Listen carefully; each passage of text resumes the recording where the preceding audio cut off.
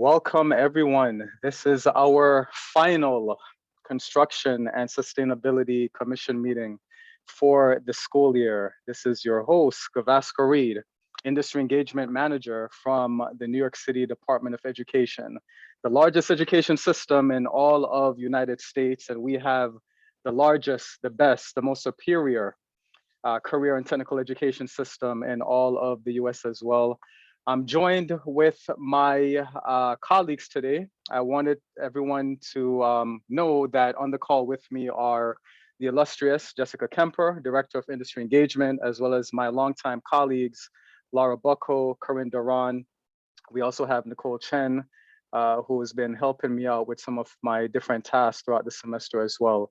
In my opinion, this is the best possible intersection that you can possibly come across, where we have our education system working together with industry. This is the largest commission that we have as well in terms of number of partners. And as I love to brag to people, we have an absolute huge, copious embarrassment of riches of opportunities, embarrassment of riches when it comes to partnerships. And it's all thanks to everybody on this call. So thank you all for all that you do, because nobody else can do your work like how you do it. I want to welcome our school staff, our CTE teachers, principals, administrators, work-based learning coordinators, commission members, post-secondary partners, everybody, welcome. All right, so just in case you did not realize this, every single meeting that we have, they are recorded, they're uploaded to YouTube. Every single link that's ever discussed, every slide, every piece of material that's distributed, I make sure to distribute this information within 24 to 72 hours after the meeting. And anything you need for this meeting or any past meetings, it's found on a public drive, bit.ly/CTE industry engagement folder. All the materials, all the slides, all the handouts, all of the resources for this commission and all 8 commissions that our team runs, they are found within that folder. Now for today's specific meeting, you can follow along with me as I go through these slides at bit.ly/construction 04-28-22. You're going to see that link in the corner of your screen on every slide. So no matter at what point you've joined our meeting, just simply log on to that link, and everything that you see me discussing, you'll have it right in front of you. All right, so welcome to everybody, and hopefully everybody's having a good day. Hopefully your week is going well as well, and I hope to be able to contribute to how well you're feeling today. All right, goals for today's meeting. We are going to present updated career and technical education labor market tool. Just to give you all context, every year we try to do this at least once a year to ensure that our labor market data is up to date and to make sure that our CTE schools are following relevant trends that are happening within the industry. We want to make sure that our CTE programs are very much aligned to the labor market data, and especially when it comes to New York City. And for our CTE staff members, for our school staff members, this is not just some random meeting. And I know y'all love to attend my meetings because you love my showmanship, but there's some actual concrete reason for you being in this meeting as well, because in looking at the CTE labor market tool, it allows you to be able to effectively respond to the labor market questions in your self-study report, as well as your NYCED application. Now, I know I'm speaking a foreign language to some of our industry and post-secondary partners, but just keep in mind that each of our CTE programs, they have a self-study report that they have to do, where think of it as our internal means of auditing our programs to ensure that they're doing the right thing. And whenever you see this acronym come up, NYCED, we're talking about the New York State Education Department. All of our CTE programs must be approved or reapproved every 5 years to keep running. And we want to make sure that everything that we're doing is in compliance. We want to make sure that we have high caliber, high quality education for our kids in New York City. And of course, my favorite part about all of these meetings, we'll get to hear from our featured panelists about the industry trends and the hiring trends happening, including hearing from you in the audience as well. So just because we have a featured panel today, that doesn't mean that you should stay quiet the entire time. We're going to devote a time where we hear from our panelists, and we're also going to have an open forum and open Q&A where those of you in the audience can feel free to contribute as well. Our agenda for today, we're going to walk through the CTE labor market tool. We're going to review key labor market data points that'll help our CTE staff members consider ways in which they can improve their CTE program or programs, because remember, some schools have one CTE program, other schools may have multiple programs. And in terms of today's discussion, we are going to hone in on specifically the carpentry, electrical, and plumbing sectors, because these three are the most widely attended programs. They are the most widely offered programs when we talk about construction in the CTE portfolio: carpentry, electrical, and plumbing. And before we conclude our meeting today, I will also give everybody in the room a chance to share any sort of announcements or updates or opportunities for collaboration. Now, why are we doing this? Why exactly is labor market data important for our schools? Why do we need to understand this? Why do we need to engage with this information? Well, first of all, to give you a larger bird's eye picture of our work here within CTE, we have a new chancellor, David Banks, and you may hear him mention the North Star. And anytime you hear that phrase, this is referring to this concept and this belief that we have, that each and every one of our students needs to graduate with a plan and a pathway to a rewarding career, long-term economic security, and equipped to be a positive force for change in our communities and in New York City. And of course, I don't need to say this to you, I'm preaching to the choir here. Career and technical ed, we're all about preparing our young people for post-secondary education and in-demand careers with living wages, and especially when it comes to the construction trades and the building trades. Now, again, I may be speaking a foreign language to my industry folks in the room, but for my CTE school people, just to connect the dots for you, you're going to see questions about labor market data show up in three places in your work: the self-study process, the approval forms, and the Perkins application. So when you're doing your self-study and approval process, there's a question that you need to always keep in mind. You are to describe how current labor market data has informed your program design and your choice of the technical assessment that you use. This is where the labor market report comes in. You can use this information. Also, when you're in your CTE tracking system, or CTS for short, you see that there's a self-study tab.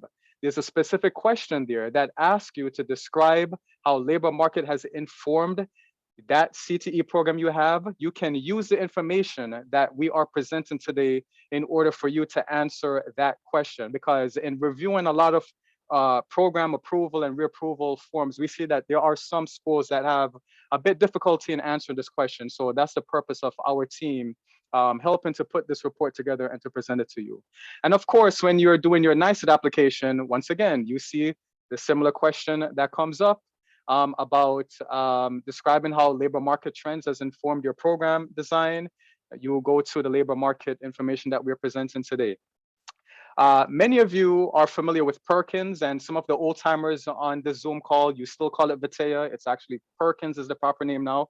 But in your Perkins application, you'll notice there's a question that asks, how will your program align to labor market needs and career pathways leading to specific occupational titles? Now, this may seem a bit redundant, but once again, whether you're doing your Perkins application, your state approval application, we want to drill down the point so that it is very, very unambiguously clear that we want to make sure that what you're teaching in your CTE programs aligns with what's happening in industry. Now that I've said all of that DOE legalese talk, and I probably spoke over the head to a lot of my partners in the room, why is this important to you? Why are you in this meeting? What does any of this stuff have to do with you as a business owner, as a post-secondary partner, as an industry professional? Why am I mentioning all of this? Always keep in mind, the kids who attend our CTE programs and the ones who will graduate from our programs, they are going to be your future talent. All right, so this information as it pertains to industry trends and the labor market reports that we put together is very much relevant because they need to inform our programs, and we need to make sure that we are properly preparing our kids to be your future talent when they become grown professionals. And CTE programs must align to industry trends and standards that matter to you. We want your input into the work that we do. That's why we have these commissions in the first place. And finally, we need your expertise and your perspective to deepen our understanding and interpretation of the data. There are going to be some different charts and data and graphs we look at today, which it may not necessarily make much sense, or it may be missing some context. And that's why I have our featured panelists today for them to fill in some of the gaps and to give us some context of what's happening in the industry, because they have firsthand knowledge that we rely on. So in this labor market tool, and once again, you can access it using that link that you see in the corner of your screen. Simply go to that link and click on the PDF file that says labor market tool. That's the file we're going to look at today. All right, so what's included and what's new? Once again, our labor market tool, it includes information such as current hiring and long-term employment. We're going to talk about the 3 largest in-demand job titles for this field as they relate to our CTE programs, who's being hired in this field, post-secondary planning opportunities. You may be wondering, all right, I may teach carpentry or electrical or plumbing. Where should I send my young person to after they're finished with 12th grade? In the labor market tool, we have a list of various apprenticeships and direct entry programs and various community-based organizations and various partners that can be a good pipeline for your program. And we also have the reflection guide, which helps you to make sense of the various charts you're looking at. And we are going to take a look at each one of those pages today. Where do we get this labor market information? It's a combination of a tool and analysis that was created by CUNY Graduate Center's Labor Market Information Service, or LMIS for short. And we also have sources from the US Bureau of Labor Statistics, New York State Department of Labor, the US Census, and Burning Glass. So what LMIS did was they combined all of this data, all of this information in order to pull this cumulative information together. Why exactly was this data selected? The data is meant to help your CTE schools and programs decide where the areas of improvement are. And it's to complement other data and information that you may get from other websites such as Career One Stat. And what's very unique about the information that we talk about in this labor market tool is that it is specific to New York City. You may go to the Department of Labor website, but guess what? It shows you an overall job market picture of the entire United States. So you may go to Career One Stop, and again, it may give you like a very wide, comprehensive view of either the state or the country. But when it comes to our labor market information tools, we are focusing on the 5 boroughs of New York City. And finally, we've also sourced feedback from our various stakeholders, which are some of you in this room. All right, there are some limitations to the information that we're going to discuss today because not every single CTE track is addressed. Some of you may be from our historic preservation program, or you may be from energy management. So we don't talk about every single specific CTE program, only some of the more widely attended ones, or the ones that are a part of a bigger cluster as opposed to niche clusters. And also keep in mind, the data is not evergreen, all right? So it will continue to evolve, especially as we emerge from COVID. So some things that we talk about today are some things you may see in the labor market tool. It may change a little bit in the next few months, next few years. So this information is not evergreen, all right? It's not a static thing, all right? Expect some changes. And the tool shows us trends, but not necessarily the why behind these trends are happening. And hopefully we can get some more insight from our featured panelists today, and some other resources that you can compare information with. You can use Career One Stop, New York State Department of Labor, and US Bureau of Labor Statistics. All right, so tips for how to respond to the question that's asking you about labor market and how it's informed your program design. For my school staff members who are on this Zoom meeting, you can simply, again, click on that link in the corner of the screen. We have a sample response prepared for you if you're ever having difficulty answering this question for your approval or reapproval questions.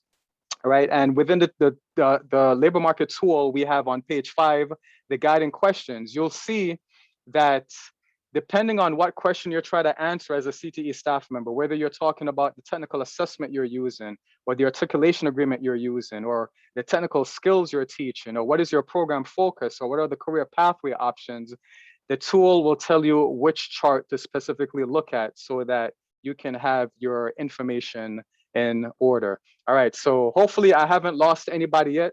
I'm going to be done in the next few minutes, all right, before I turn it over to our panelists, so just hang tight. All right, so I want to present to you, if you look on your screen now, just some of the charts from the labor market tool. And as I'm going over some of these charts and some of these numbers, I really want to hear your feedback. I want to hear first from our panelists, and then after our panelists, I want to hear from everyone else in the room what you think about this data. All right, so for chart 2, you'll notice that it says current and projected employment for 3 focus occupations. We have expected growth, threefold areas in carpentry, electricians, as well as plumbers / pipe fitters and steam fitters. Especially with the plumbers, we see that there's a 12.6% expected job outlook over the next several years. So all 3 of these sectors are in positive categories. All right, if you look at chart 3, we take a look at the percentage distribution of years of experience for job candidates in these 3 occupations. So in other words, once LMIS pulled all the different job listings mentioned throughout New York City, what are these job ads saying? Are they asking for lots of experience? Are they asking for no experience? What exactly is happening? If you look at the chart in front of you, we will see that the preponderance of job listings within the construction sector, no experience is actually mentioned within the job listings for carpenters, electricians, or plumbers. If we look at the next slide, we see a various list of in-demand employability skills and in-demand technical skills, as well as in-demand certifications. For carpenters, the entry-level wage that was reported according to the job listings, once the math was done, was around $39,700. Communications was listed as an in-demand employability skill. And when it comes to technical skills, we see that there were some rather open-ended terms, such as carpentry and construction, but we also see that a lot of ads mention renovation and painting as an in-demand technical skill. And in terms of in-demand certifications, the driver license, OSHA, site safety training came up.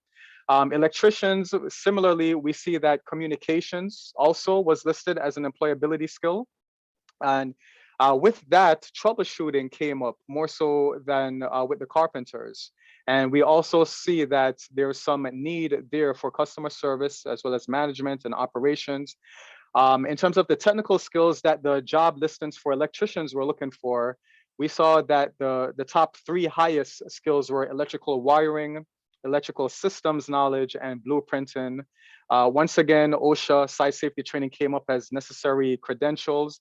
But in addition to that, we see that specifically for this sector, there was an emphasis on candidates needing to have their master electrician and special electrician license, and as well as the driver license. And then finally, for plumbers, we see that troubleshooting again came up as an employability skill, as well as communication. So across the board, communications came up as an in-demand employability skill.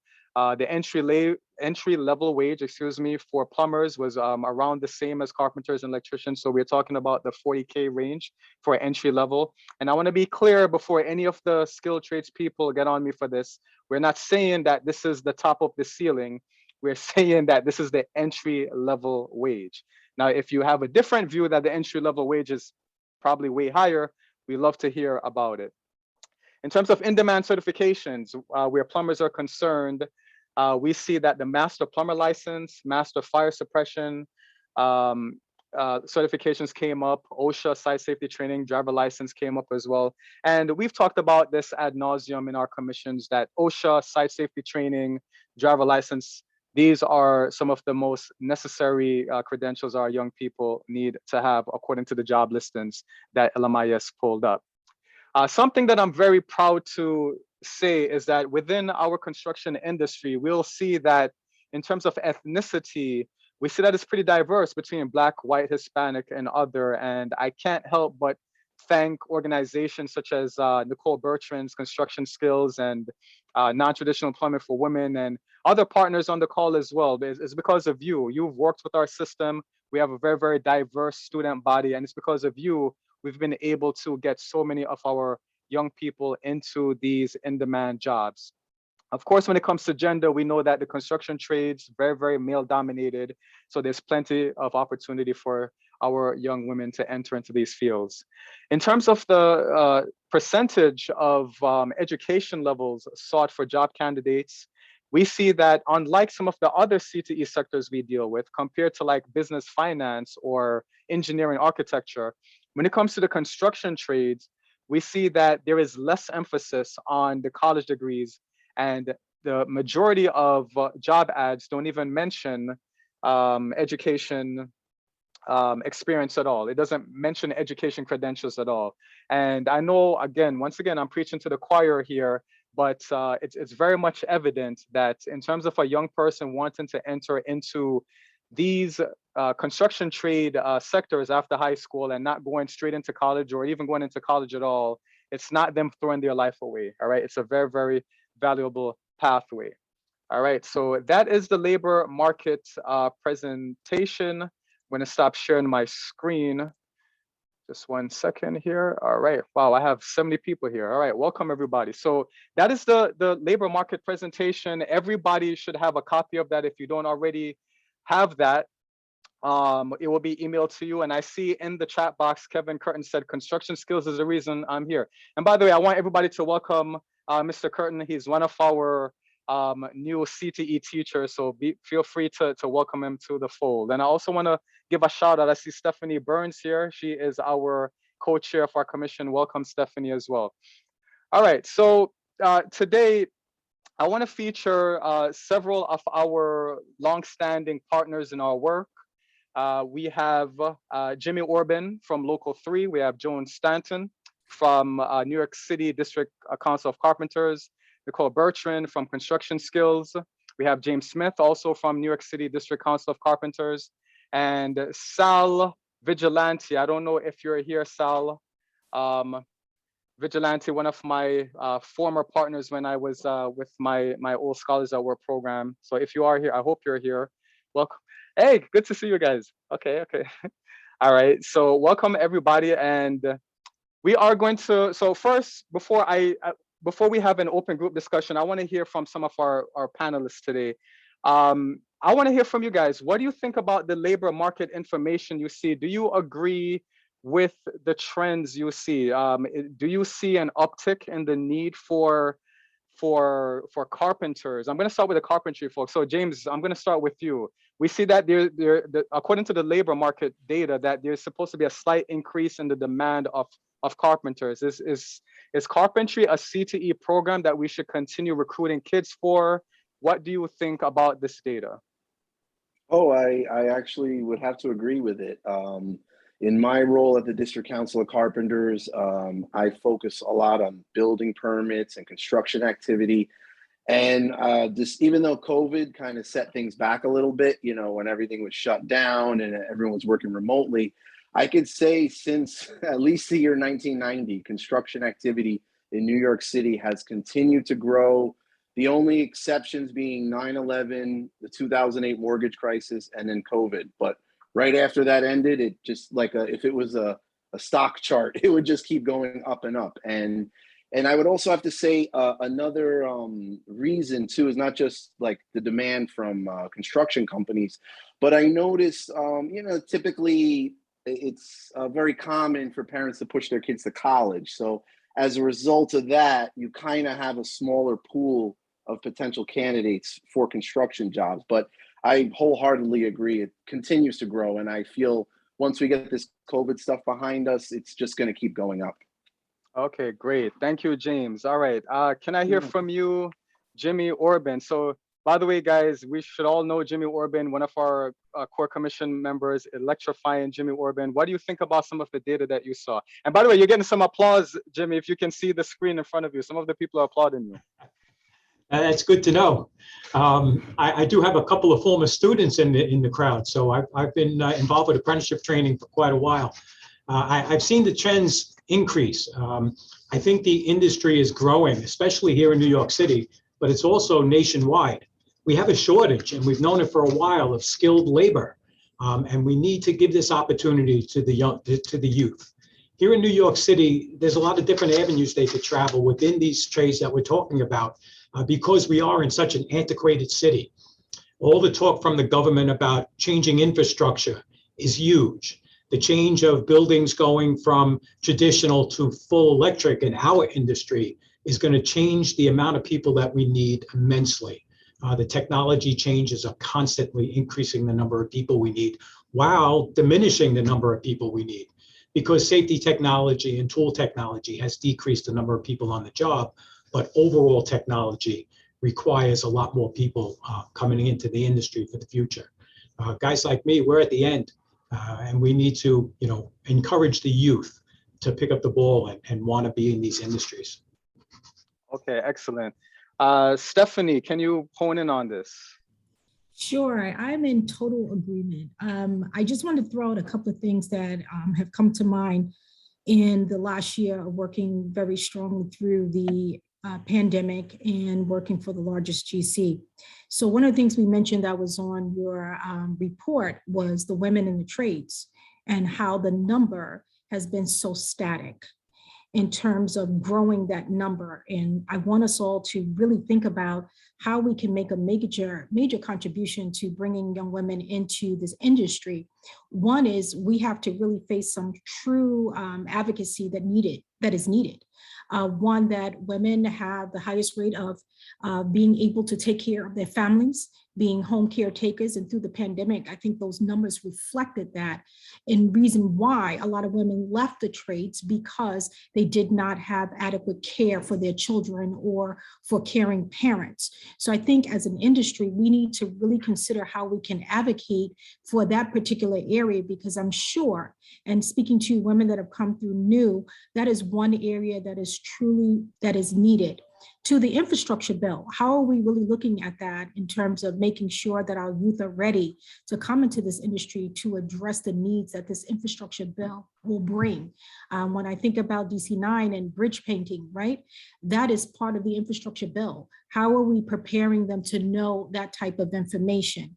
And two, there is a deficit, I think, in our industry for marketing our industry, which is why we fall very short a lot of times in terms of numbers. How are we marketing our industry? And you look at any marketing campaign that is going on, we're not a part of it.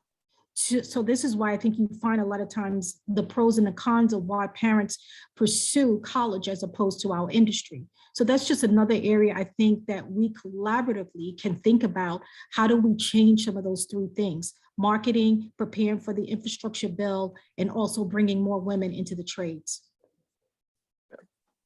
Thank you so much, Stephanie. Joan, what do you think about some of the data that we just looked at?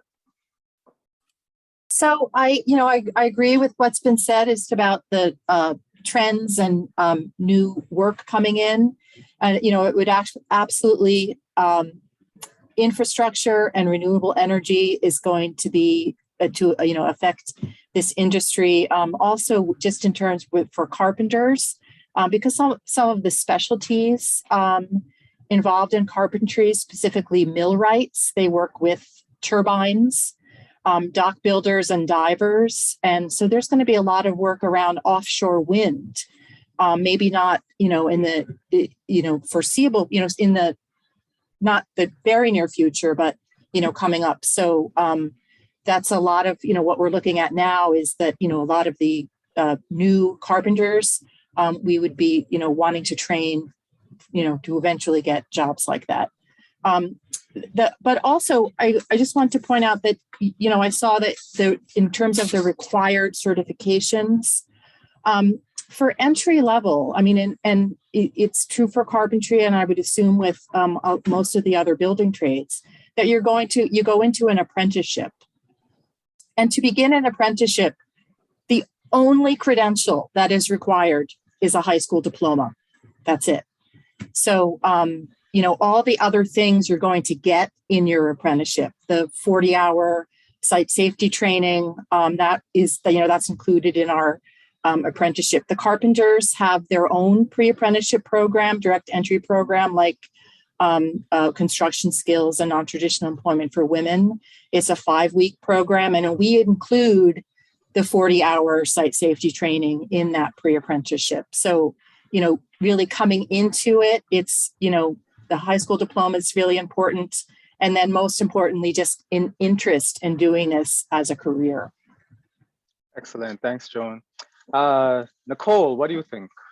What's your reaction to some of the statistics that we just looked at? Sure. So I already shared this with you, but my caution about this report is that looks like it was looking at the forecast from 2018 to 2028, and 2018 was, of course, before the pandemic upended the whole world. So I just wonder about the forecasting there, if it can be refined a little bit. That was my really my only feedback. I think the other panelists have offered a lot of wonderful opinions. I did want to share, because it's particularly prescient to share this with this panel.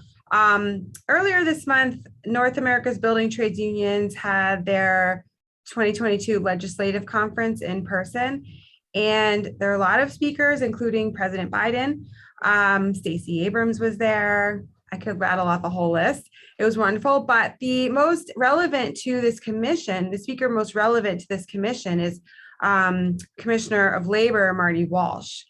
And Marty Walsh was really, really inspiring. I mean, as somebody that has worked in this industry for over 20 years, not as a tradeswoman, but as a workforce development professional, and a person thinking about different opportunities in this industry, having the Commissioner of Labor, having Martin Walsh be the Commissioner of Labor, who is just kind of changes everything. It refocuses the effort of the Department of Labor specifically on apprenticeship, prevailing wage, and creating opportunities for workers of color and women. So I just wanted to share, I'm using my phone. So I took notes in the conference on my phone. It was a huge crowd. Nobody could see what I was doing, but a few really important things that he talked about was apprenticeship readiness apprenticeship readiness programming.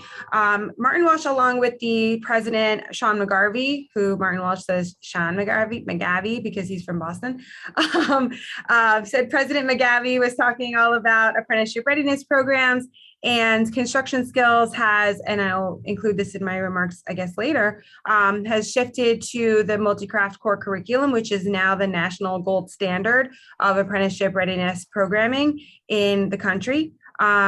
So he said that registered apprenticeship is key to strengthening the supply chain of workers and building infrastructure and housing. He also said Davis-Bacon updated wage regulations, and instead of pulling the middle class down, we're lifting workers up. And the National Apprenticeship Act was renewed in 2021. And so there's some new language in there. I know we were talking about the Perkins Act, and Gav, you were talking about the Perkins, it's no longer called Vatea in New York State, but it's Perkins. But Frances Perkins was the first female Secretary of Labor and established the National Apprenticeship Act. I think it was in 1937. So he said, this is the work that matters, history and value of union leadership. And he ended his comments, which was really powerful, and I got a little weepy. He said the United States Secretary of Labor carries a union book in his pocket. And so the direction the federal government is going is to leveraging apprenticeship and apprenticeship readiness training as the tool to address the issues that everyone has mentioned so far, which is that workers are retiring, workers are not interested. Congressman Tim Ryan was also there. And the one thing that he said, and I won't share anymore about what other people said, Tim Ryan said one of the biggest mistakes we've made in this country is telling everyone that college is the only thing to do after high school. So that's something that construction skills is up against all the time. Every time I go to a high school to do a recruitment, or every time I speak to teachers and other industry professionals about this opportunity, it's kind of like blah, blah, blah, but I have to send everyone to college. So there's a whole host of challenges there. College, the idea that college isn't for everyone is laden with a lot of, layered with a lot of different things behind that. But I think instead of saying college isn't for everyone, we can say college isn't the only post-secondary opportunity. There are many more that provide career opportunities, lifetime career opportunities, and the ability to enter into the middle class. So that's my feedback. I guess I kind of got off topic there, but that's my feedback. And I just wanted to share what Commissioner Walsh said because it was so impactful. All right, thank you for that, Nicole. So I wanted to build off of that. So I think the vast majority of us here in this room, we all agree that college is not the only option. From my perspective now, I get a lot of emails from various CTE school staff members where the whole process of either getting into a union apprenticeship or even getting into a construction job in general, it's very, very mystical to them. And I wanted to hear from each of our panelists. Can you just speak to me like I'm a fifth grader? How exactly, I want to start with electrical. All right, so I'm a 12th grade student. I see that the electricians, they're cool. I want to do that for a living. What exactly am I supposed to do after I've graduated from high school? So Jimmy, can you just walk me through the process? What would you recommend for a young person who wants to get into your line of work? Okay, Gav, as a 12th grader, I think we missed you already. We actually, a few years ago, started talking to junior high schools. And when I first went to a junior high school, I thought I was crazy until we plant the bug in their ear that there is opportunity other than going to college. But as they come from junior high school into high school and you start to prepare them, you have to make them aware with a couple different things. They have to be aware of the Department of Labor website because there are many apprenticeships in many different avenues of employment and not just the building trades. You also have to reintroduce them to the chief, because if they read the chief, they see when all the applications for all of the apprenticeships, building trades and others are coming up to be. With Local 3, we have the problem of too many applicants. It turns out that we get anywhere between 5,000 and 10,000 requests for application every time we open up a new program. So much so that the Department of Labor has restricted the length of time that we have and expanded our number of years that we can open up a new book. That list, unfortunately, never makes it through. A lot of people drop out waiting for that list to come through. But when I speak at the high schools and even at the junior high school level, you encourage the youth to look into different avenues where they can express themselves with their hands and understand that a job in a union trade or a building trade at all is not going to be something that's going to be exported or it's not going to go away. The knowledge you could take anywhere throughout the world. To prepare them to come into a program like ours, you have to push the facts that math and science are very important. Soft skills, like we've spoken about in some of the other meetings, and getting away from the cell phone, we also push them in that way. Open up the newspaper, read the chief, read the daily news, the Times, look for the application process. And even if somebody tells you you can't do it, there's too many people, don't let that stop you. There are also other avenues that we use because we have so many requests for applications. We have a lot of pre-apprenticeship programs. Nicole is one of them at the high school. But we also encourage I do anyway, encourage the use of the military. If you can't find a job, go into the military for a few years. And then when you're ready to separate from the military, use the Helmets to Hard Hats program. Helmets to Hard Hat is nationwide. You could pick anywhere in the country. As a matter of fact, the IBEW just started a program called VEAP, where in their last year of military training, they actually start the first year of apprenticeship.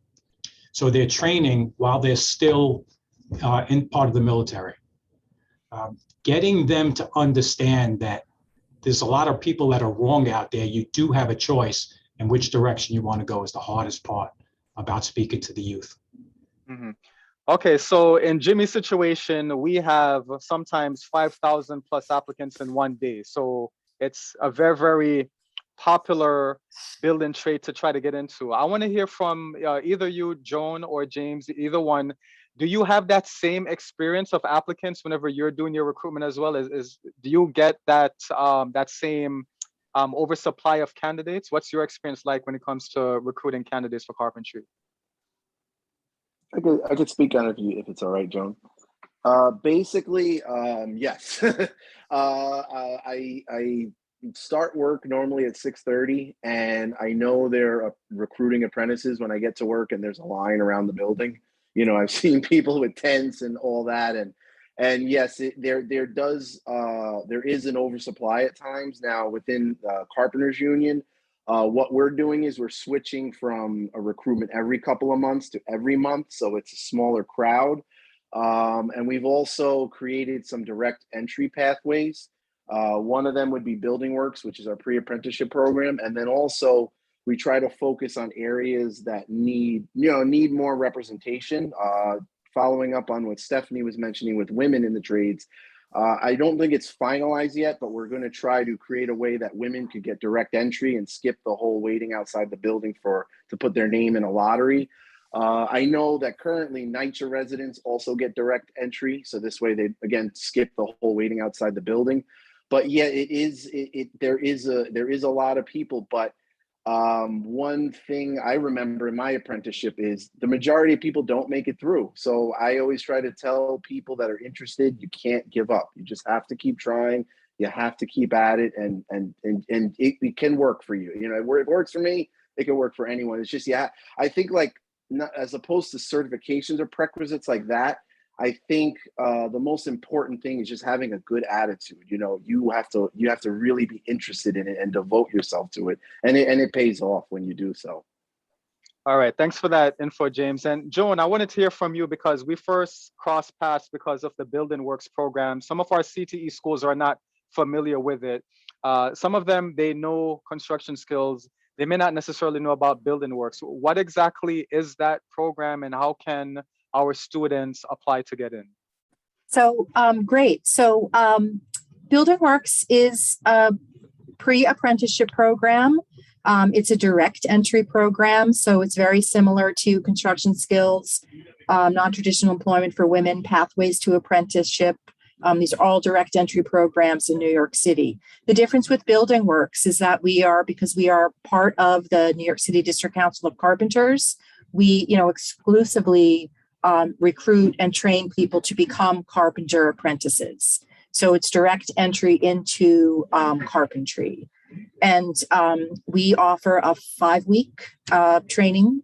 It's not a paid training like the apprenticeship because it's apprenticeship readiness. We do include in that 5 weeks the 40-hour safety certifications you need to begin work as an apprentice. And we offer about 5 different sessions throughout the year. It's open to anyone, but we are, it's a minority worker training program. It started in 1995. So we do try to focus on underserved communities.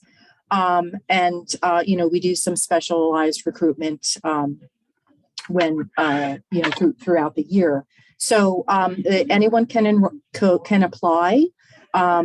We do often get many, many more applicants than we can put in a single course.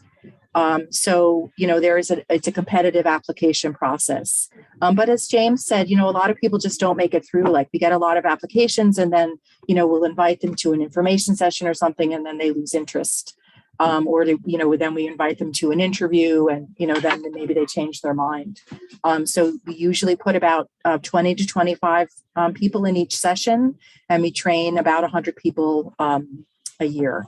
And while we don't have our next training scheduled as of yet. We do expect to have something in maybe July or August. And we suggest that people email us at buildingworks395@gmail.com.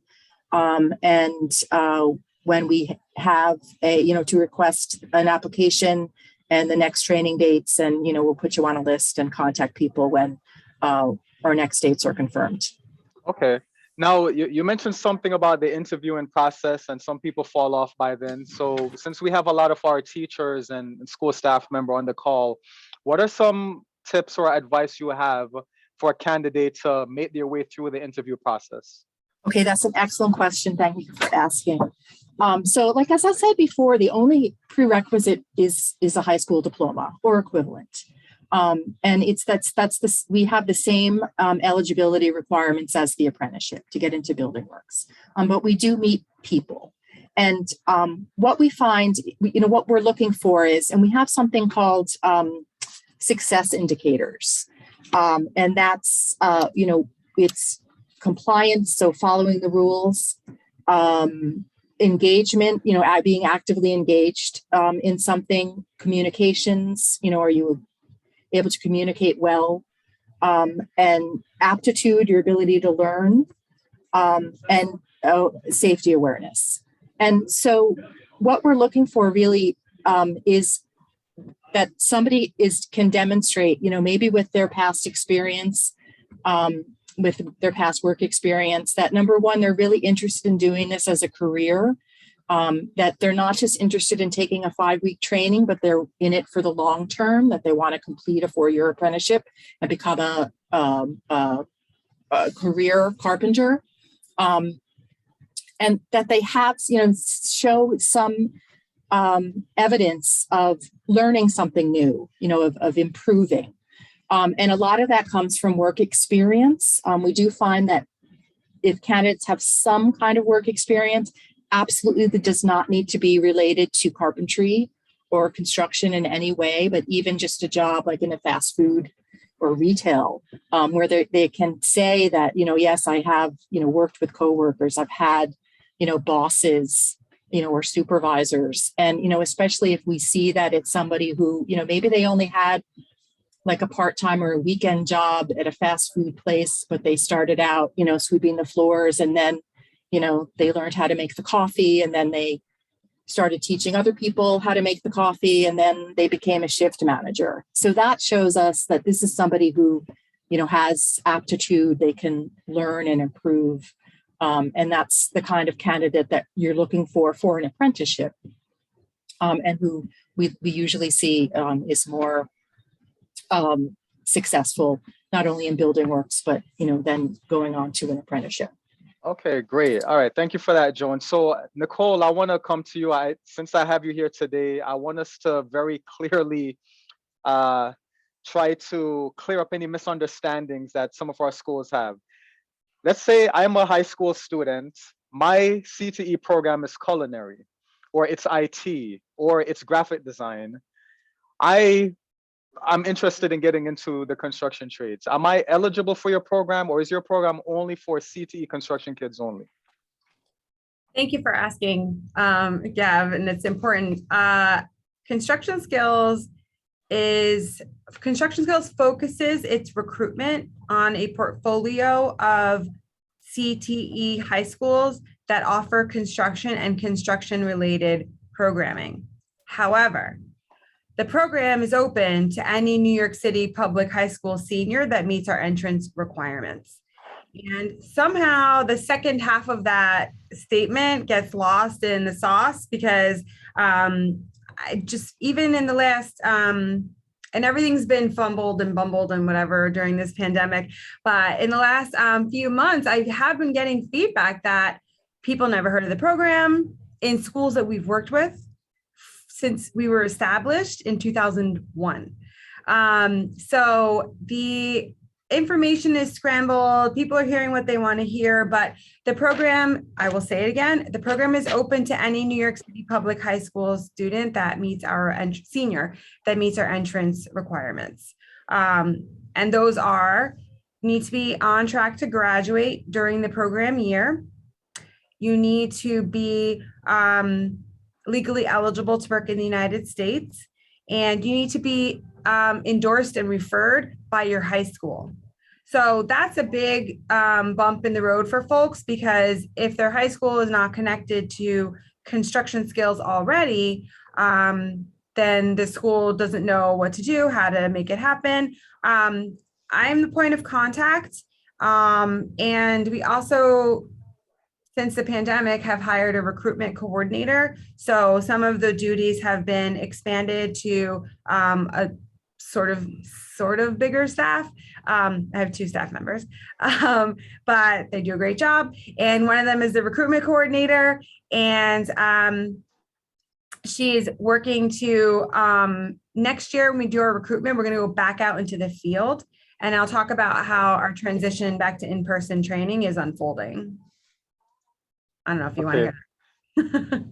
All right, yeah, we'll get back to you in a few minutes, but thank you for clearing that up, Nicole. So I just wanted to reiterate for all of our CTE staff members on this call, just because you have a CTE kid who may not be enrolled in a specific construction program, that doesn't mean that they are ineligible, all right? You have a kid in your program that says, hey, I want to get into construction, please try to funnel them towards construction skills. They're not ineligible just because they're not currently enrolled in a CTE construction program. And I'll be sure to, again, after this meeting, send out another email clarifying this. Yeah, yes. Let me just also say, yes. Yeah. because I recently heard this piece of feedback, that construction skills is an electrical program. It is not. Our training does not and has not ever provided any industry-specific training, meaning trade-specific training. We provide industry training about how to enter, the nuances of the industry, the like subculture of construction, what's on time, how do you dress, things like that. But it is not an electrical program. Everybody wants to be an electrician, and that's another kind of frustrating thing. And I see Gus is here from the Painters Union. Nicole, do you have anyone that wants to be a painter? No, everybody wants to be an electrician. Why? Because they got told this was an electrical program, maybe. I just learned that. So yes. It's for the industry. It's direct entry access to unionized apprenticeship programs, jointly sponsored by the Building and Construction Trades Council. And there are 24 of those. Yep. Not one. Yep. Thank you, Nicole. Gus, I want to turn it over to you sometime after the panel discussion, because I definitely want to hear from you. All right. And I wanted to just throw this out here to the panelists. Are there any problematic trends or problematic behaviors that you've noticed about folks in your industry that you think, you know what, make sure our students avoid doing these things? Is there any advice? Is there any common problems that you see? I know that Jimmy mentioned earlier, some of the workers are on the phone a lot. We have to work on trying to steer the kids away from being on the phone so much. But are there any other type of issues that have come up in your line of work where if you had the power to come into our classrooms to say, hey, kids, stop doing this, what are some of the advice that you have? First one, Gap, stop smoking weed. The construction industry is a zero tolerance to those that smoke weed. It is not a cigarette.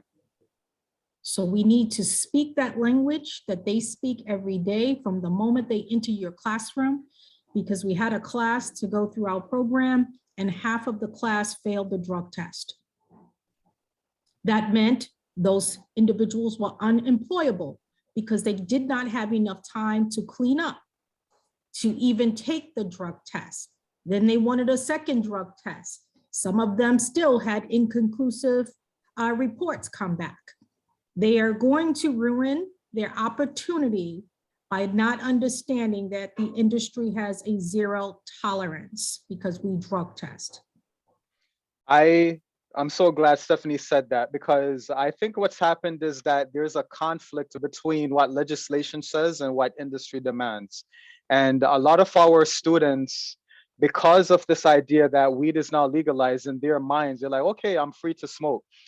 We did a field trip to Local 14 operating engineers a couple years ago, and we took a cohort of students with us, and every other question dealt with, how often do you guys drug test? And if I fail, do you guys kick me out the program? That was the number one question.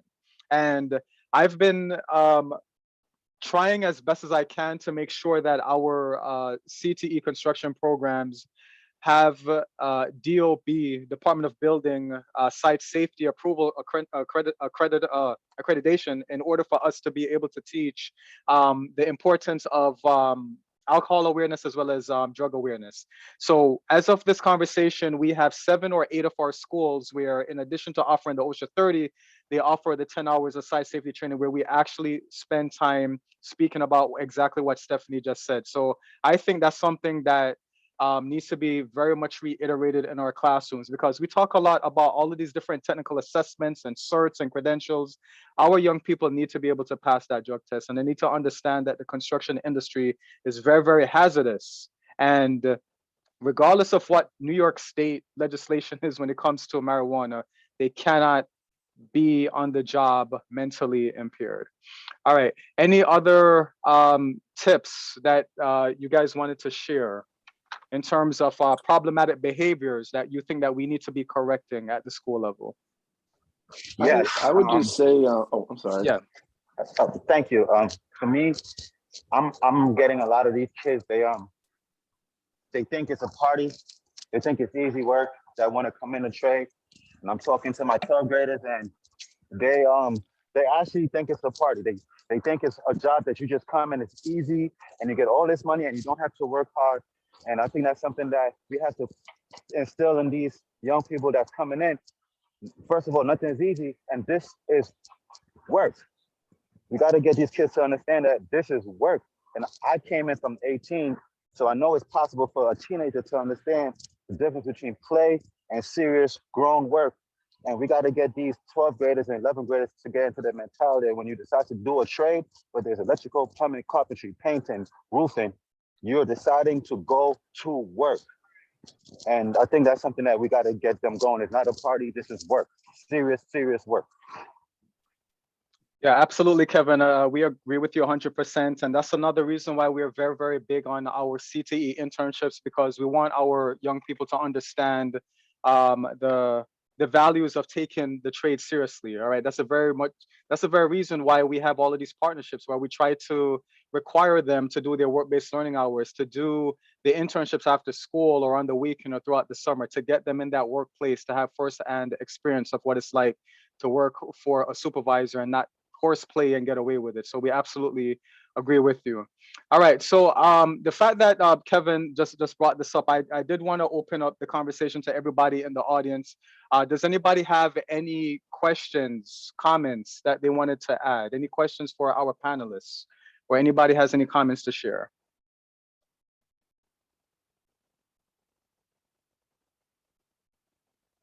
Yes, go for it, Gus. I was going to go to you soon anyway. Go for it. And I know, thank you everybody for and I guess a lot of what we were looking at and hearing is, like the electricians and the carpenters said they have lines going around the block. I think the plumbers have a recruitment coming up in June as well. So, we're about a block away. So the whole neighborhood's going to get clogged up with that as well. But just to put it out there, and I know, great plug for all the other trades. This is for all the CTE, for all the teachers out there. And I know you do the carpentry and the electrical in the classes, but that's a great background for any apprentice, for any applicant. But there's a lot of trades out there. I think Nicole had said, 24 building construction trades. And, people always come in. We get a lot of applicants that come in or show up and say, hey, I'm looking for work. I can't get into a union. How do you get in? And then when you ask them, well, where did you go? What did you try? And, they went to one recruitment line, with either the electricians or something where there's 1,000+ people. Well, of course, it's going to be hard to get in when 1,000+ people are applying for, for whatever the jobs are available. But, did you try sheet metal? Did you try painters, glaziers, all these other trades? There's so many trades out there. There's so much more to it. And take a look at what's there. Take a look at what's going on. A lot of us do career fairs. A lot of us open up our centers, National Apprenticeship Week. During the year, we always find ways to do a career thing. We've had plenty of schools that came here to our training centers. So they get a little idea, a little taste of what we do. what's out there, what's available.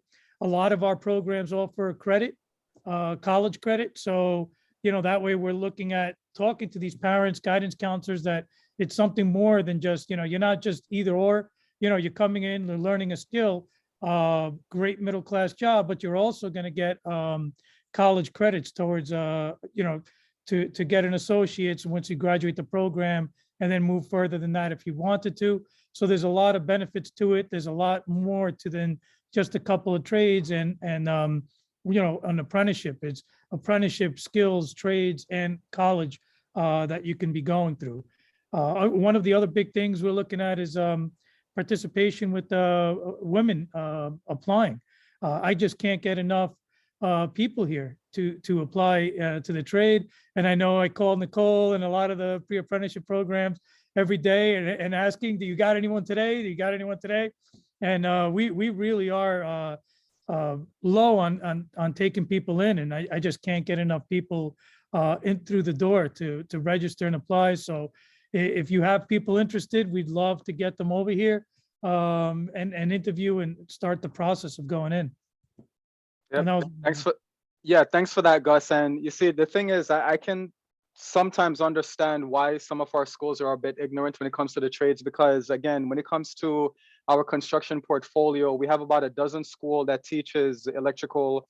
We have about half a dozen that teach carpentry and 3 that does plumbing.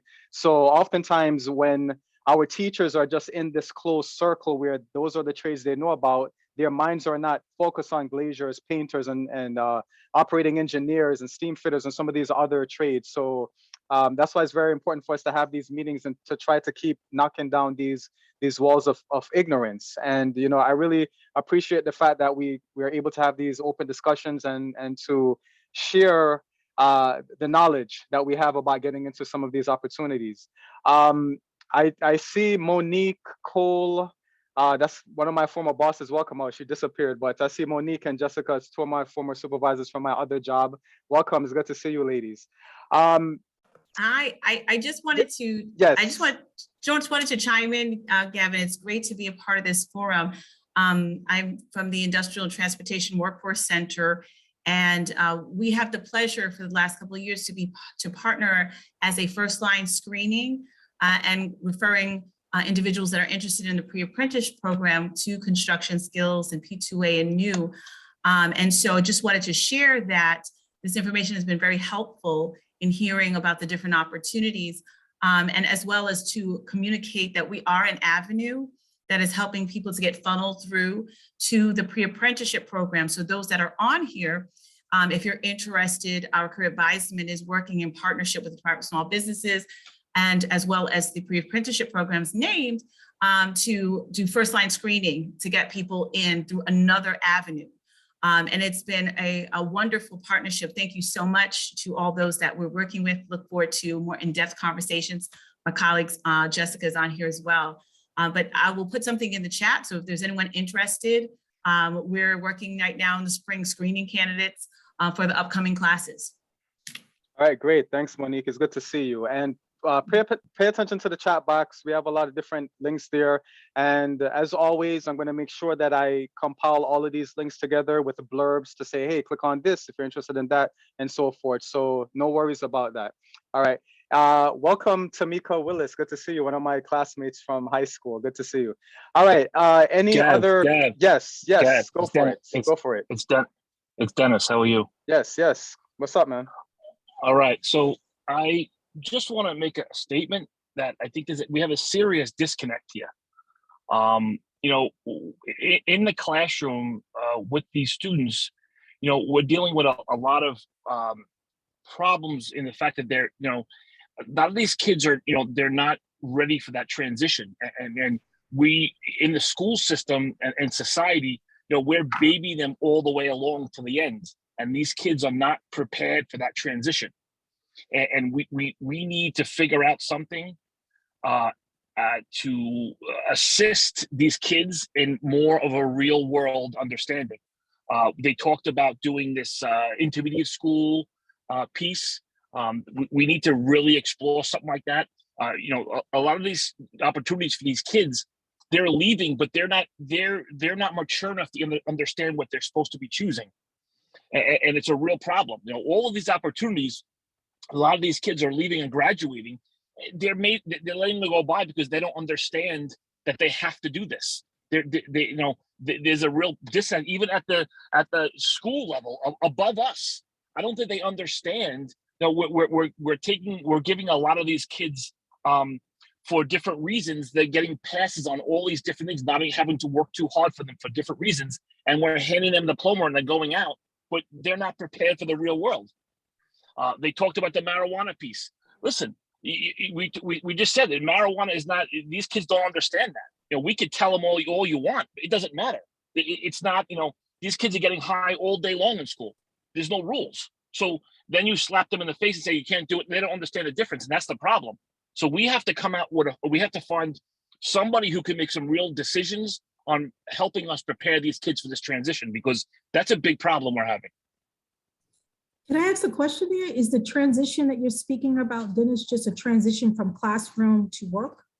I think so. Yeah, I'm only speaking. Listen, again, I don't know if I'm talking. You know, I'm not talking about the whole city of New York. I'm just talking about someone who's been doing this for 25 years, and it's every year it's getting worse and worse. And I think that in society we are becoming we're getting more mature later on in life.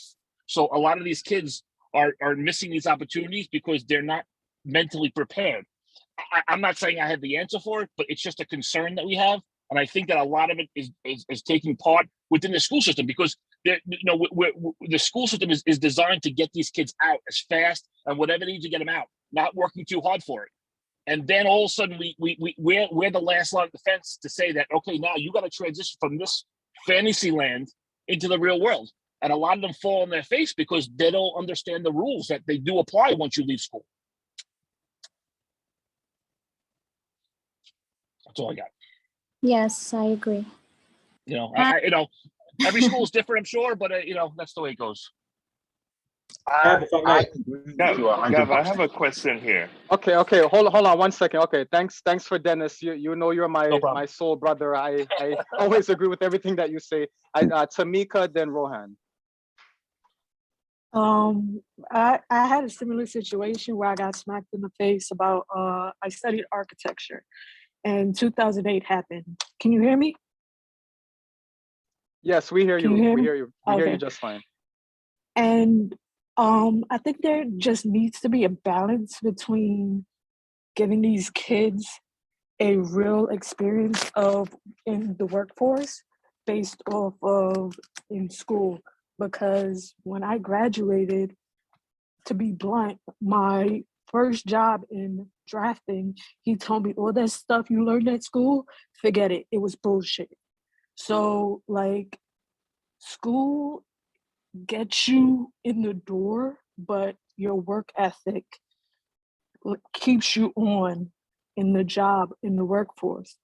So I believe if they start earlier, then they will understand like, okay, let me cut down on this BS and, focus more on the task at hand, which is to make money and make their lives better for their family and generations after that. That's just my 2 cents. Thanks, Tamika. Rohan? Yes, just a recommendation. Based on my experience, I feel that we could, as a CTE department in NYC, look at really inviting and engaging our school counselors at the school level and our college career advisors, and let them really get this information that we are looking at today, the current trends in careers, so that they can advise and counsel students appropriately, not just dealing with programming within the school. Too many of them are just focusing on just getting the students their 44 credits and not really preparing them for life. Okay, thanks for that, Rohan. Brownette, I saw that you had your hand up. Brownette Cook, if you're there, you can unmute. I know I'm new to this forum, Like for someone like me, I went through like the summer youth program from, when I got my first working papers, and I graduated from a vocational high school. And at the time, the books wasn't open for the apprenticeship. So, I had the idea to go for electrical engineering through City College. And then the books became open. And it was a question as to whether I should, go with electrical engineering and then, or become an electrician through the apprenticeship. And, I made a decision that, just to look at the pay scale, like how much debt I would be graduating with electrical engineering, opposed to going through the apprenticeship and coming out as an electrician. And the field experience is invaluable.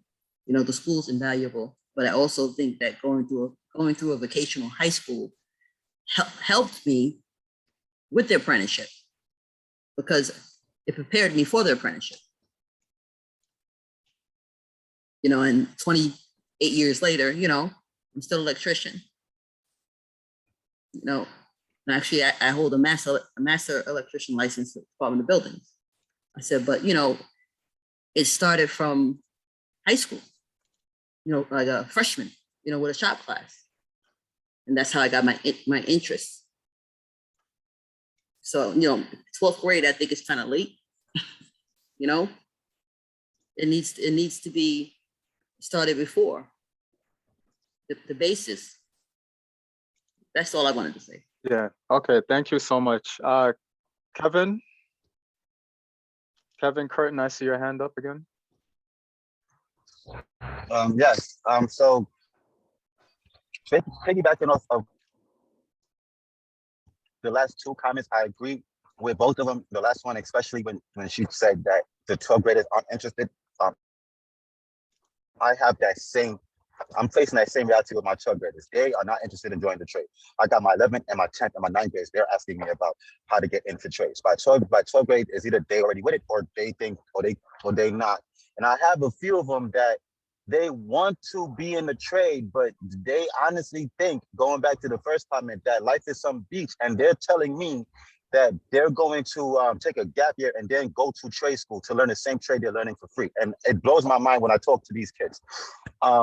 That being said, based on the experience that I've had, and I just started teaching them this semester. I got like 3 months in, but I've noticed that when it comes to CTE, the other groups in the school, subjects in the school, we're kind of like the red door, don't touch, right?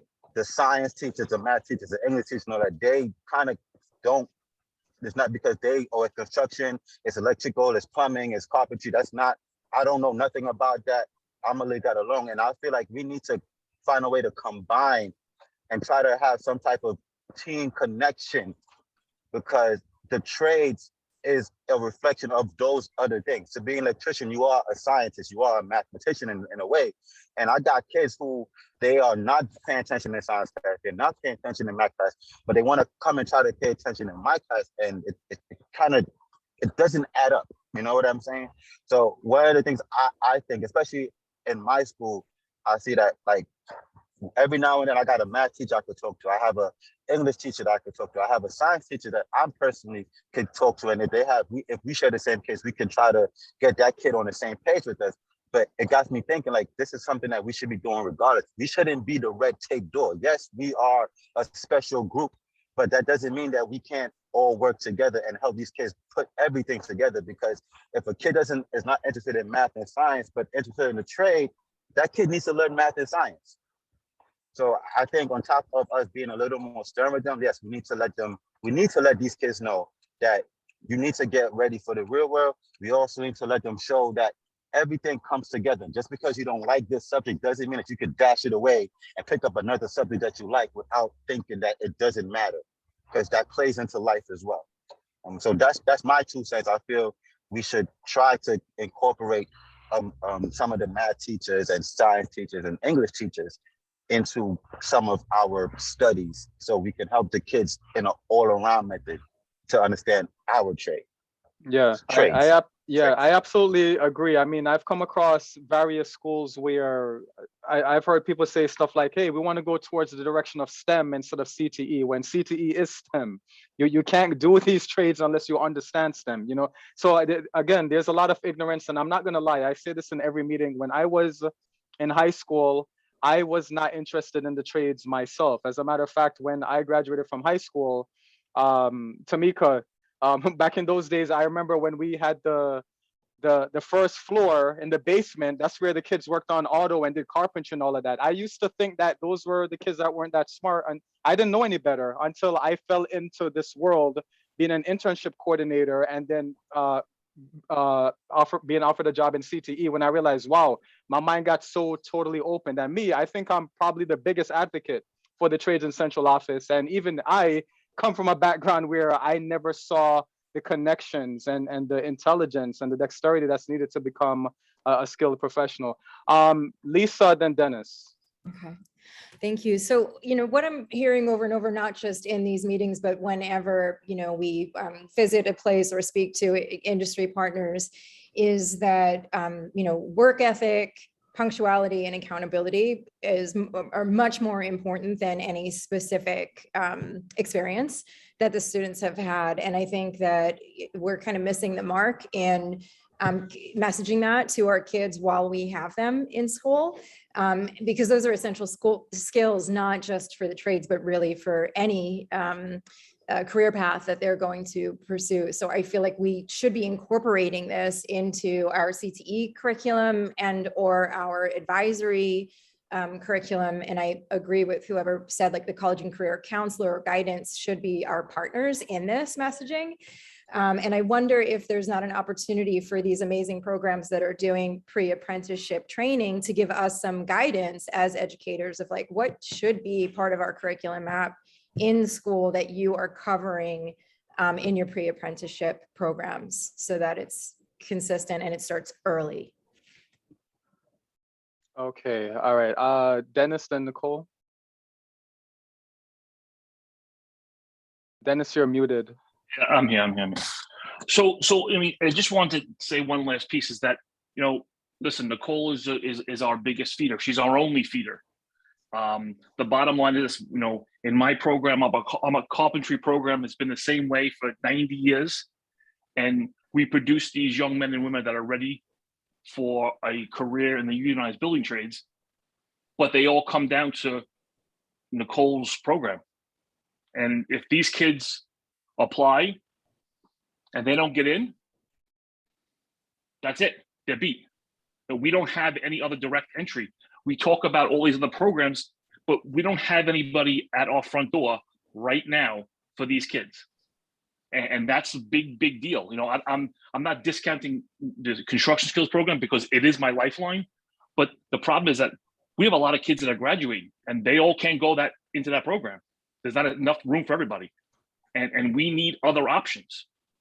You know, the private sector, I don't feel comfortable sending these kids where they can get an opportunity to go into the unionized building trades. And that's where their future is. And we don't have any other options besides the construction skills program right now. I don't actually, Dennis. I disagree with you on that, but I'll touch on that. No, but I'm saying, yeah. No, but what are they? Like, what are they? Like, where? If I have, we have students that right now, if they didn't get into that program, what other pre-apprenticeship do we have available for them right now? Okay. Well, yeah. Go ahead. Yeah. I was just thinking that we can have that conversation offline because there are other options through private sector. No, but we should have it now because that's am I the only person? I'll give you an example, Dennis, right? Okay. So Turner Construction last year, based on a project, which was Lincoln Center, and I can speak about that freely now, Lincoln Center wanted to host a workforce development program for their company and for the community that we were building in. And we created a Turner Collaborative program, and DC9 was the first union that came on board to work with us. So Gus and I have been working together, and I'm getting ready to possibly start another class which is for a specific project. A project name is unknown right now. Won't put that out there. But just to tell you that we are accepting graduates into these programs, high school graduates that are coming into the trades, because the direct entry program with DC9 in partnership gives them direct access to work on a Turner project A under that specific trade, and also other contractors that may want to come on to our program, similar to what DC9 did under the Turner Collaborative Direct Entry Program, because we're the only GC that was allowing the community, and it's community-based, right, for local hires, the same way that the high school program is allowing students to come in through high school. We're allowing direct entry of people that are local in the community to gain working opportunity in the trades that way. So we're looking for additional locals to come on and join the Turner Collaborative. As you know, you have to go through DOL and get signed to the EEO. That's how you become part of the direct entry. So those programs do exist, Dennis. This is brand new concept to the industry that we just started a year ago, and meeting with ARC, having those discussions in terms of what that could potentially look like. It was a lot to navigate that space as a private GC and not understanding 100%. But now that we're there, we're hoping that possibly others will mimic, because it gives our youth another opportunity to go directly into the trades if you're not into high school, but the age of 18 through 26. So I just wanted to let you know that that does exist in private sector. Oh, okay, thanks for that, Stephanie. So Dennis, I just want to be clear on something. Are you saying that there are no other union opportunities after high school, or you mean opportunities in general? Because I routinely send out emails about post-secondary opportunities throughout the year. Union. You're meaning just union. So do you send your kids to building works, to District Council 9 as well as construction skills? No. Is there a reason not? Well, the idea, I'm talking about some sort of pre-apprenticeship. So you have building works is a pre-apprenticeship also. So these students can apply for the program just like they do for construction skills? Yes. And it takes place during the school year? Or is it post-graduation? It's, Joan, the building works. I believe you guys do ongoing recruitment, right, throughout the school year. So there are a number of different direct entry programs in the city. Construction skills, I know they have a program that's part, for seniors, that's part of the school, but the other programs are, separate from high school. So it would be, after graduation, non-traditional employment for women, pathways to apprenticeship, and then also building works. Building works, again, is just for the carpentry trade, but the other direct entry programs, and everybody offers about a 5-week or so training. So what I'm trying to get at is that, see, right now, these students all need to have somewhere to go, okay? Either they're going to school, they're going to the construction skills program. The problem is that within the school system, having this opportunity the construction skills program is a savior, because it's a catch. They're in that bucket right now. If they're not in that bucket, then they're going to be in the college bucket. The problem is the post-graduation, we've lost them. They can keep in contact with you, or you can recommend them, but I'm talking about something that runs concurrently like the construction skills program, so that we can capture these kids while we still have them. That's my concern. Okay, I hear what you're saying. I'm not talking about post. I know that there's a ton of emails that come out for opportunities, for kids who are 18 to 21 who've graduated. All of that I understand. I'm talking about right now, today, this time of the year. We have so many kids that graduate from the New York City DOE career and technical high schools that just get the diploma and we lose them. We lose them. And you know, because they're missing, they didn't get into any of those buckets. And I'm trying to say is that we have a lot of kids who can benefit from these pre-apprenticeship programs, but there's just not enough space in just one. And sometimes when you sell, you know, I'm basically relying on that as my end all. But knowing that not every one of those kids are going to get in there for various different reasons. We also have a very, very large special ed population. You know, and a lot of these kids are going through these CTE sequences and they're surviving no problem.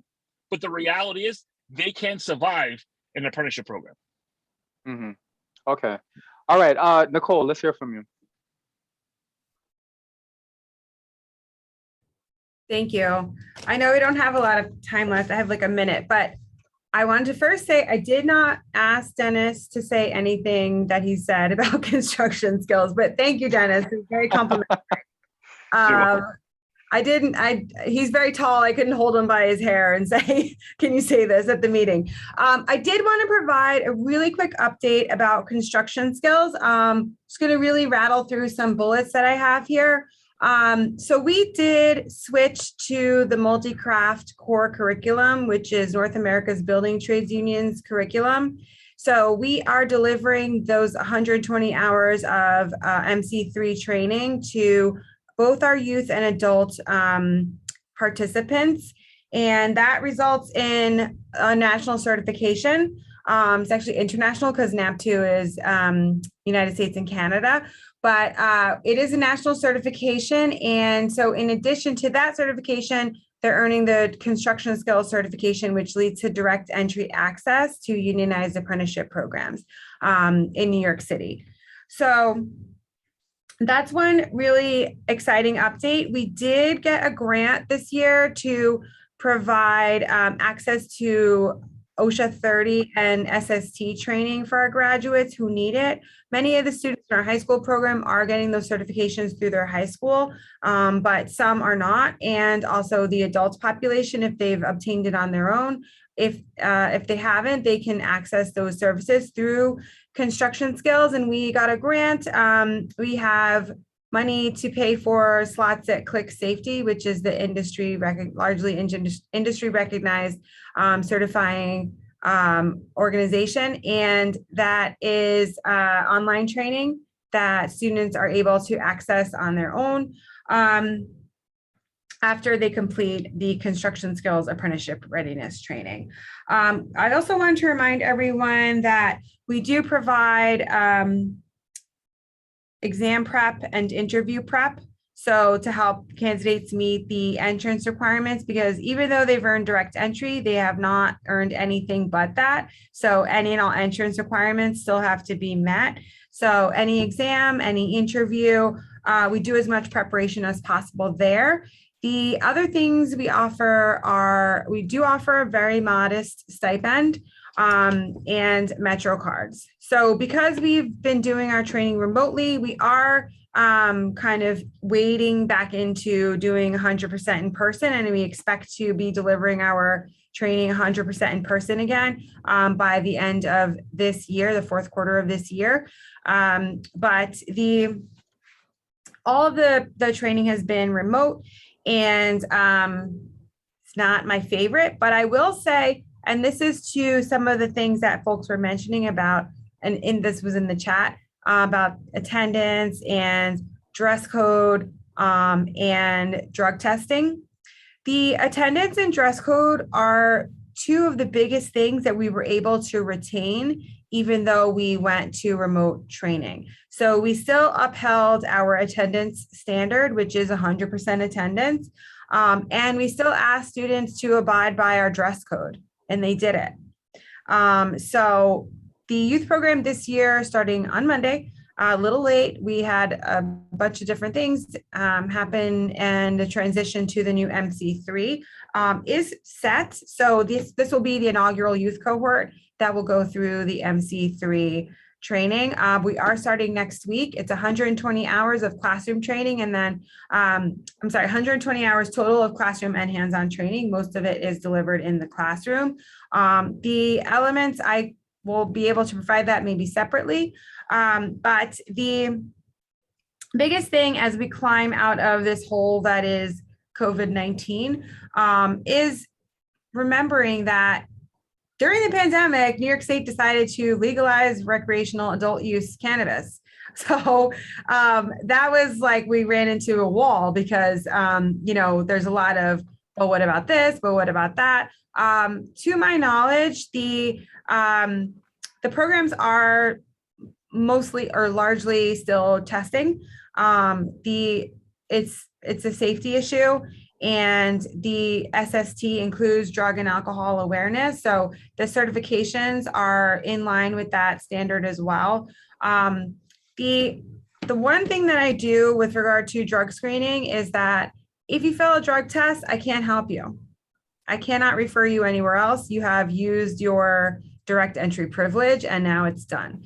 So to that end, just be honest with me.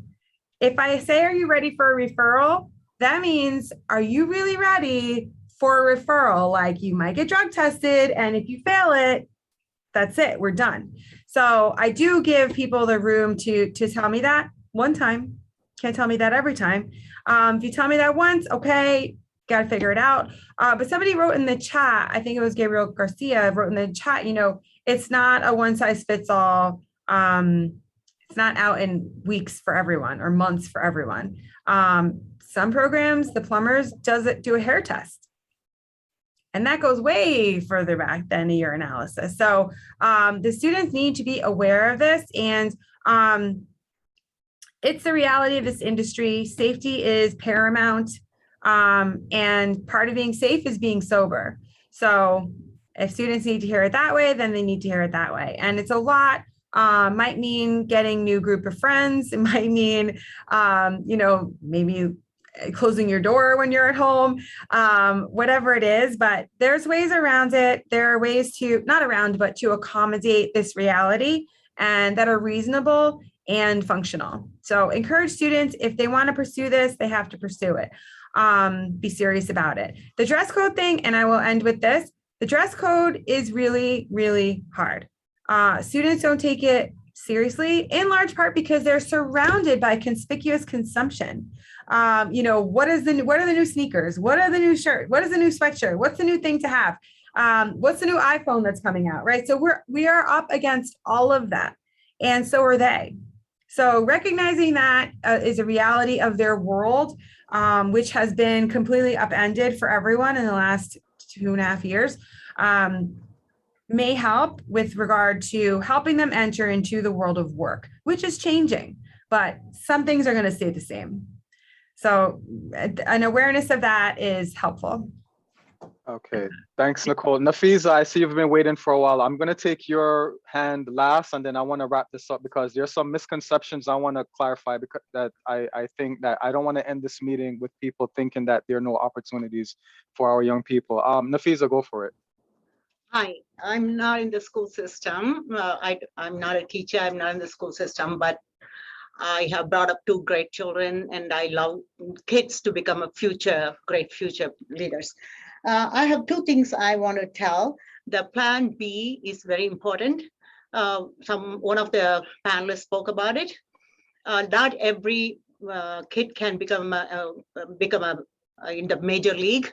So when you play baseball all the time and you don't go to the major league, at the end of it, the kid gets disappointed, right? So the same thing happens here too. So there should be a plan B for the kids to be given to the kids, so that if they don't get into that particular profession they are trained for, then they have a plan B. That's important. The second thing is the teachers, the school is only 6-7 hours in a day, and then the kids go home.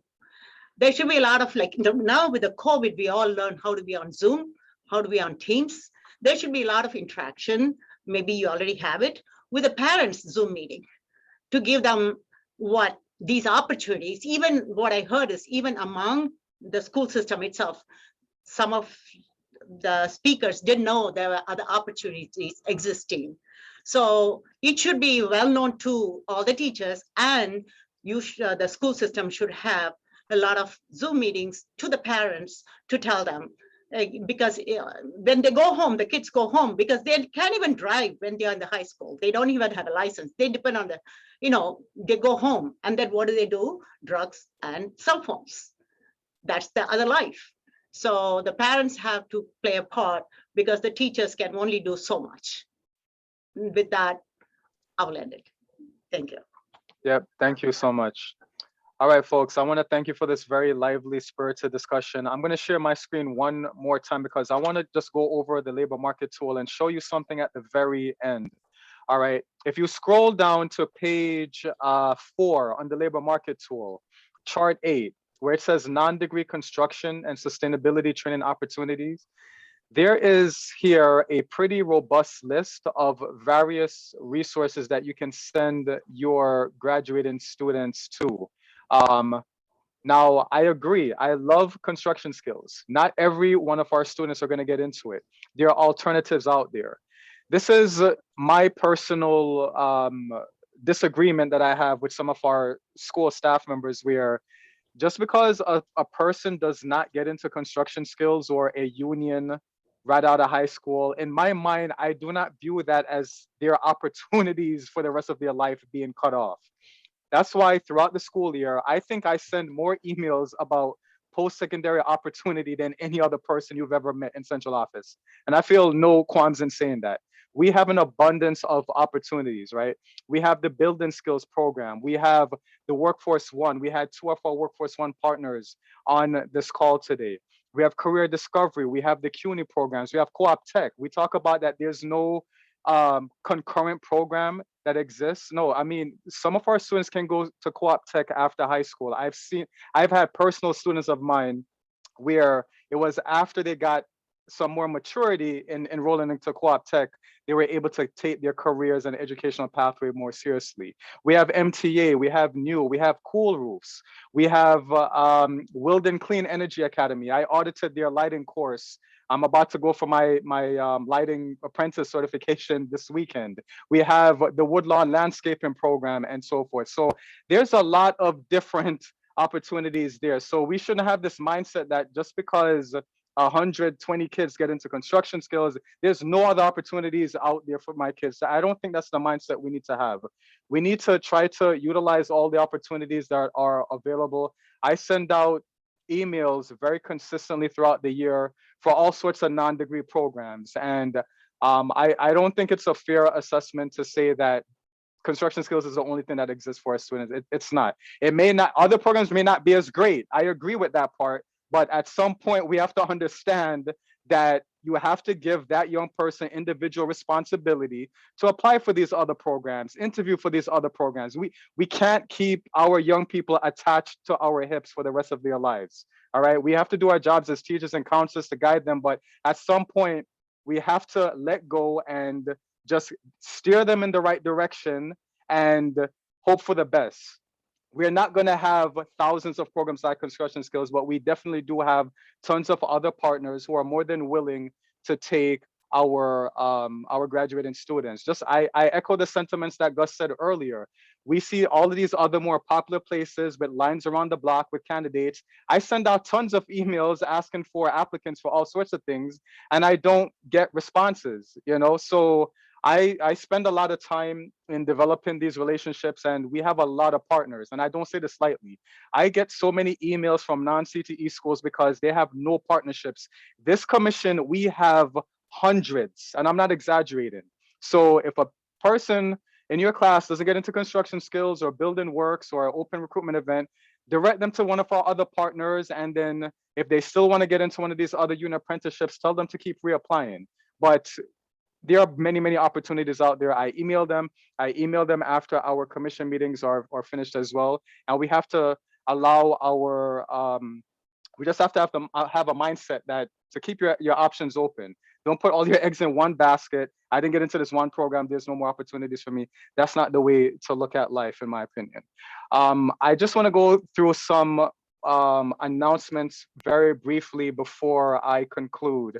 Hopefully everybody can see my screen. All right, just a few announcements. Okay, so Tuesday, May 3rd, that's just a few days away. Bronx Design, I'm inviting everybody. We're having our annual HVAC student competition. You don't need to RSVP, just show up. The students at Bronx Design are going to be competing against this other school outside of our portfolio. So feel free to come by. In case you are not aware, the MTA New York City Transit Apprenticeship, they're still looking for applicants. That deadline has been extended to Friday, May 6th. Please, if you have a CTE electrical program, share this opportunity with your graduating students. I'll make sure to email everybody the link. This is for CTE electrical senior students. There are lots of slots still open. Deadline has been extended. Please have them apply. For those of you who are interested in our Automotive Transportation Commission and our Engineering Architecture Commission, in my mind, I love to advertise all three of my commissions because there's so much overlap. The invitation is open to everyone here.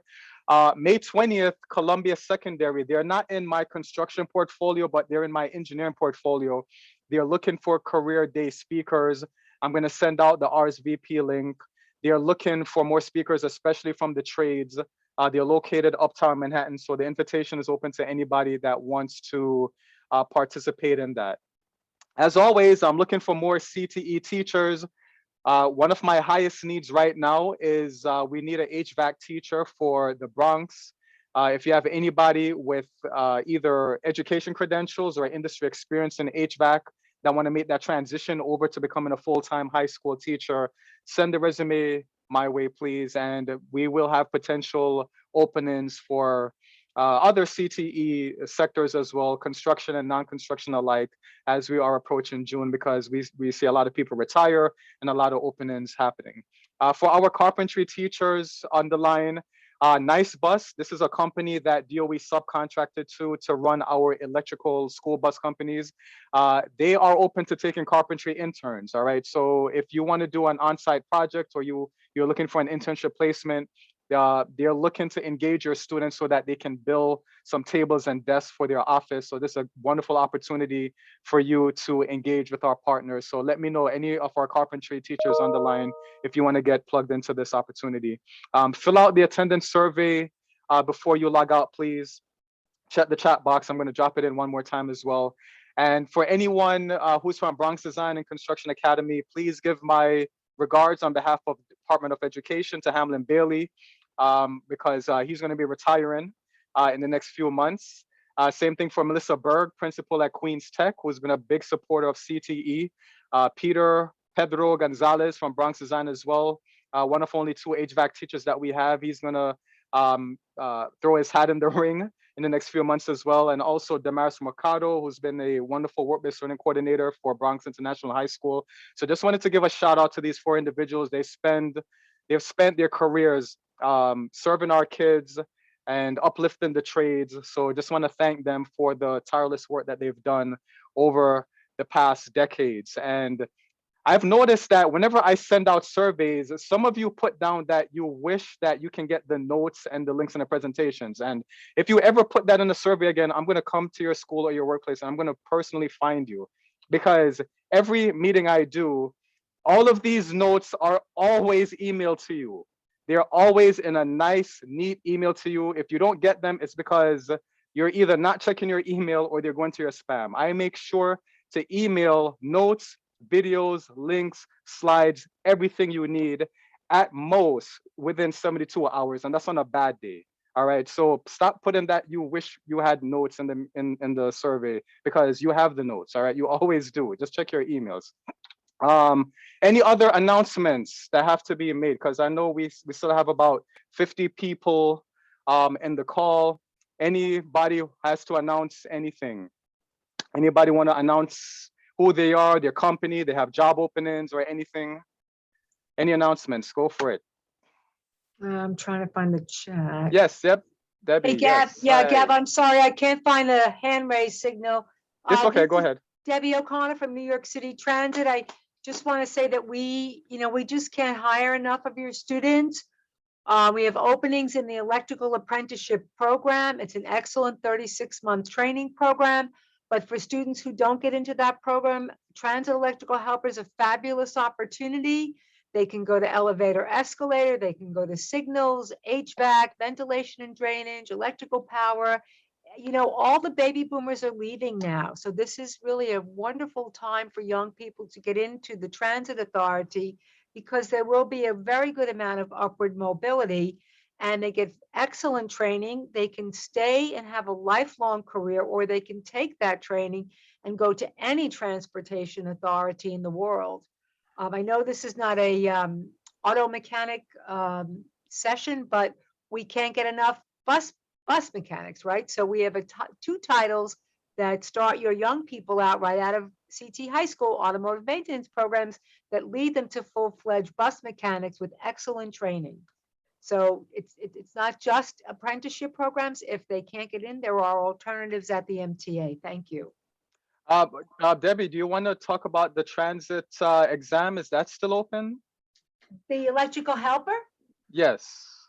Is that something our students can still apply Hold to? on one second.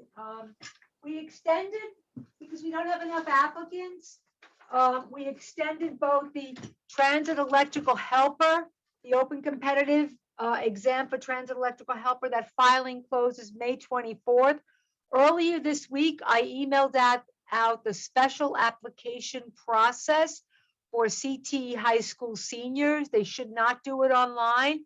It's a streamlined process, and we offer them a fee waiver application. So I sent that to all the work-based learning coordinators either on Monday or Tuesday.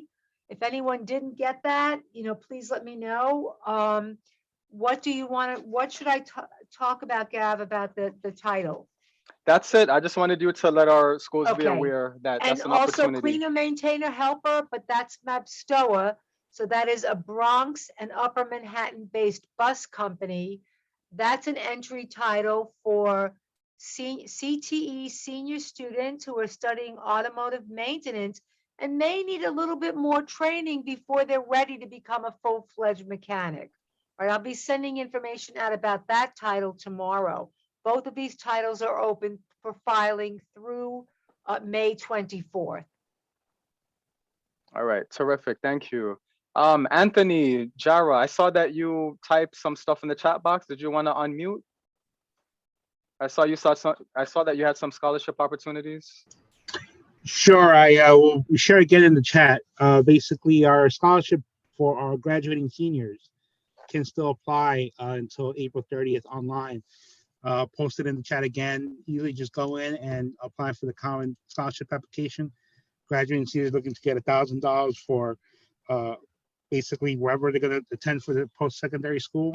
It's a check for them. It doesn't go to the school, so they can use it for pocket money or payment, anything they need to do regarding, you know, post-graduation. Excellent. Thank you, Anthony. All right. Any other announcements? Let me say one more thing, because I might not be able to type the answer before you log out. There's a question in the chat about, is the New York City Transit Electrical Apprenticeship Program open to students who have already graduated? No, it is not. But the Transit Electrical Helper title offers the same career path. So graduates of the Electrical Apprenticeship CTE programs can apply online to examination 2610, Transit Electrical Helper. Okay, that's a union title. It's a civil service title. Look, I not to denigrate any area of work, but I think the next millionaires in this country are going to be those who can install and repair an elevator and escalator. So, you know, many of your students can get into that field at Transit. Thank you, Debbie. And I also want to encourage our school staff. I understand, I know what it's like to be a teacher and to be a guidance counselor. And I know that everybody's very siloed in our schools, but from my angle here, I'm the industry engagement person. So I really can't tell your guidance counselors what to do. I can't tell your principals what to do. I can only make recommendations and provide opportunities. And I really, as a CTE team, we rely on you to bring in other folks in your school into these meetings, because I do invite guidance counselors, college advisors to these meetings, but I don't work as closely with them as I do with the CTE folks. So um, anytime we have these discussions and commission meetings, I really implore you to try to get these folks who are ignorant about the skilled trades, try to pull them in, try to forward my emails to them, forward the calendar invitations to them, and try to get them, to be a part of our meeting so that they can understand that we have these great opportunities outside of just college alone. And by the way, I want to end on a very, very positive note. I've been involved in the skilled trades now for the past close to 9 years. And I must say that even though the Department of Education as a whole does not push the skilled trades as we do in this group, I've come across thousands of individuals that they have become successful individuals because of you in this room. All right, because of you CTE teachers, because of you partners. Many folks who are now commission members, many people who are now our internship supervisors, they were once your students.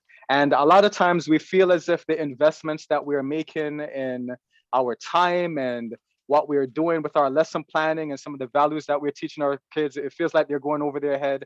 But I must say, I'm in a very unique position where I get to see industry, I get to see alumni, I get to see current students. And all the time, whenever I either facilitate career events or attend them, I see lots of your students. So don't for 1 second think that the work you're doing is in vain. All right, we have a lot of partners here at the table. We are in this together. We want to see our young people thrive. We want to see your businesses thrive as well.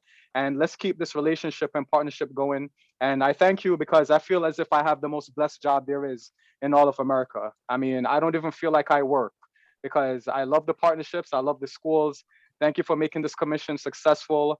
Thank you for everything that you do in contributing to our work. And there's less than 2 months to go before the school year is over. So that's just around the corner. Summer is right around the corner. So you have that to look forward to as well. So my email, everybody knows it. My phone number, everybody knows it. I'm the most accessible person you've ever come across. Call me anytime, text me anytime, email me anytime. Thank you all for the work that you do. Enjoy the rest of your day. Enjoy the rest of your week. And let's keep in touch. Take care, everybody. All right, Thanks, bye, man. Gab. Thank you very Yeah. much. Shout out to Consulting Skills. I'm living testament that these programs work. I'm a teacher. I started as a high school student, went to local 3, did my apprenticeship, did my 8, did my time, and now I'm paying it forward. I'm a teacher. It's all thanks to programs like this. So living testament, it works. Thank you so much, man. Appreciate it. Excellent. Thanks You for guys have